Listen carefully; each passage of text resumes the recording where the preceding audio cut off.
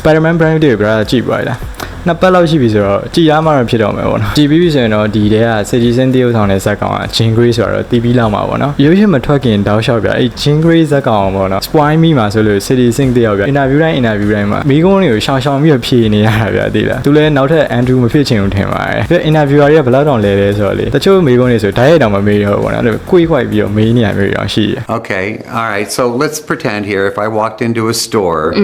and bought some jeans, gray for instance. And what about them? So brother X-Men นี่ပါနေရင်းနှီးမယ်ဆိုရင်တော့ Jean Grey ဆိုတဲ့ဇာတ်ကောင်ကတော့တီးပြီးသားဖြစ်မှာပါဒါပေမဲ့ကျွန်တော်ခေါင်းပါလေးလိုမျိုးပေါ့နော် Marvel ကားတွေရောကြည့်ရဲဒါပေမဲ့ X-Men นี่နဲ့တိတ်ပြီးတော့မရင်းနေဘူး X-Men นี่ကြောင့်တိတ်မသိသေးဘူးဆိုရင်တော့ Jean Grey ကြောင့်တိတ်နားမလဲဘူးဖြစ်နေလိမ့်မယ်ပေါ့နော်ဘာလို့လဲဆိုတော့ Brand New Day မှာ Jean Grey ရဲ့ origin ကိုအဲ့လိုကြီးမပြထားဘူးဗျာသိလားဆိုတော့ alright စနေပေါင်းကပြန်နေဆိုပါတယ်ဒီနေ့မှာတော့ Jean Grey ကြောင့်ကျွန်တော်လလန်းမိတယ်လို့ပြသွားမယ်ပေါ့နော်ဒီထဲမှာမပါလိုက်တာလေးလည်းရှိမယ်ပေါ့နော်ဘာလို့လဲဆိုတော့ရုပ်ရှင် channel ဆိုတော့ဗျာကျွန်တော် comic ပိုင်းကိုတော့အများကြီးမပြောချင်ဘူးပေါ့နော်အဓိကဘာလဲဆိုတော့ပေါ့နော် Jean Grey ဆိုတာဘာလို့လဲ Jean Grey ဘလောက်ကျန်းလဲပြီးတော့နောက်ပိုင်း MCU မှာပေါ့နော် Mutant Saga မှာ Jean Grey ဘယ်လိုမျိုးပါလာမလဲဆိုတာတွေကိုကျွန်တော်အဓိကပြောပါမယ်ကျွန်တော် Jean Grey အကြောင်းပြောမယ်ဆိုတော့အရင်ဆုံး Mutant တွေအကြောင်းနေပြီးစပြောရလိမ့်မယ် Marvel Superhero ဆိုတာ basically type နှစ်မျိုးရှိရပါတော့အရင်ဆုံးဒီ Captain America ဆိုလည်းပြတော့ Super Soldier Serum ထိုးပြီးတော့မှဆွမ်းရရတာ Spider-Man ဆိုလည်းအဲ့လိုမျိုးပဲ Radioactive Spider ကိုက်ပြီးတော့ဆွမ်းရရလာပါတော့အဲ့လိုမျိုးလူသားအနေနဲ့မွေးလာပြီးတော့မှ accident တစ်ခုကြောင့်ပဲဖြစ်ဖြစ်ဒါမှမဟုတ်စမ်းသပ်မှုတစ်ခုကြောင့်ပဲဖြစ်ဖြစ်ဆွမ်းရလာတဲ့လူတွေကို mutates လို့ခေါ်တယ်ဒီကောင်တွေက mutant တွေမဟုတ်သေးဘူးပေါ့နော်ကဲလာပြီ mutant တွေကဘာလဲဆိုတော့မွေးလာတဲ့ဟိုကသူတို့ရဲ့ DNA ထဲမှာ H gene ဆိုတဲ့မျိုးရိုးဗီဇတစ်ခုပါလာတာမွေးလာတော့ကတော့များသောအားဖြင့်ဒီကောင်တွေကလူသားပုံစံပဲပေါ့နော်ဘာမှလူတွေနဲ့တိတ်မကွာခြားဘူးနည်းနည်းအရွယ်လေးရောက်လာတော့မှသူတို့ရဲ့ sman တွေကပေါ်လာအဲ့လိုကောင်တွေက mutant တွေပဲ for example ပြောရရင် Wolverine တို့ Cyclops ဆိုပြီးတော့ X-Men character ဆိုပြအကောင်တွေက mutant တွေပဲအခုဒီ brand new day မှာပါတဲ့ Jean Grey ရတယ် mutant ပဲပေါ့နော်Marvel Universe တွေကလူတွေရတယ်နည်းနည်းတော့စားဟိုအပြင်က fan တွေပြောမှာမဟုတ်နော်Marvel Universe တွေကနေတဲ့လူတွေပြောတာ Spider-Man တို့ Avengers တို့လိုမျိုး mutate ဆိုကြတော့ချီကျူးရရဲပြီးတော့အရင်ကြိုက်ရရဲ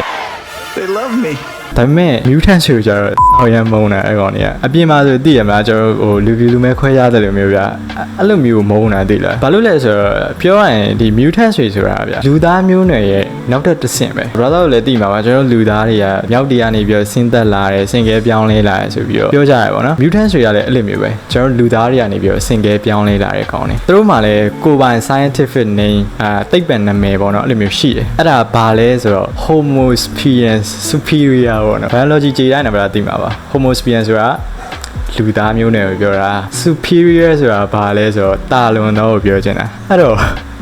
နာမည်မှာဟိုက Homo sapiens superior ဗျာလူသားတွေတက်တာလွန်နေဆိုပြီးတော့ဖြစ်နေရဆိုတော့လူတွေမုန်းတာလည်းမပြောနဲ့လေအခေါင်းနေပြကျွန်တော်လူသားတွေတည်ရမှာကျွန်တော် food chain ရဲ့တော့အပေါ်ဆုံးမှာရှိနေတယ်ကျွန်တော်တို့ အနေဖြစ်လာမယ် threat ဖြစ်လာမယ်ကောင်တွေမလိုလားကြဘူး threat mutant ဆိုကြတော့ကျွန်တော်ရဲ့ next evolution ပဲကျွန်တော်တို့တွေက mutant ကတော့မှဒီကောင်တွေအကြောင်းဆိုပြီးအဲ့လိုမျိုး Marvel Universe ရဲ့ကောင်တွေကတွေးကြရပါတော့တည်လားဆက်ထားပါတော့ mutant စကြောင်းပြောရင်းနဲ့အမှရှုပ်ကုန်ပြီဗျာဆိုတော့ Jean Grey ဘက်ကိုသွားရအောင်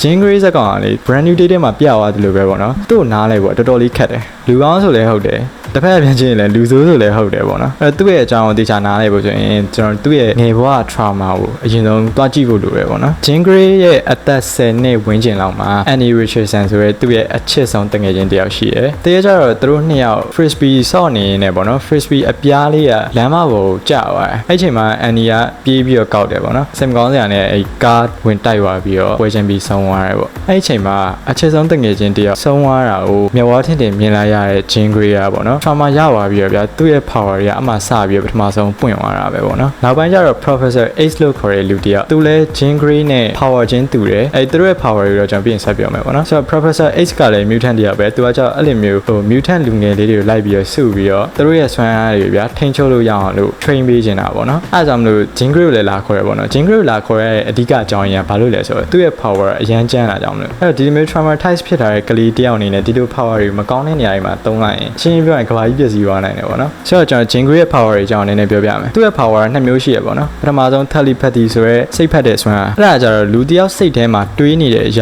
ာတွေကိုသိနိုင်တယ်ပေါ့နော်ပြီးတော့စိတ်ချင်းဆက်ပြီးတော့စကားပြောတာတွေပုံရိပ်တစ်ခုခုကိုပြတာတွေလည်းလုပ်နိုင်တယ်ပေါ့နော်ပြောရင်တခြားလူတစ်ယောက်ရဲ့ခေါင်းထဲကိုဝင်လို့ရရဗျာဒါပေမဲ့ကျွန်တော်ခေါင်းထဲကိုတော့ power သုံးစရာမလိုဘဲနဲ့ Jean Grey ကရောက်နေပြီပေါ့နော်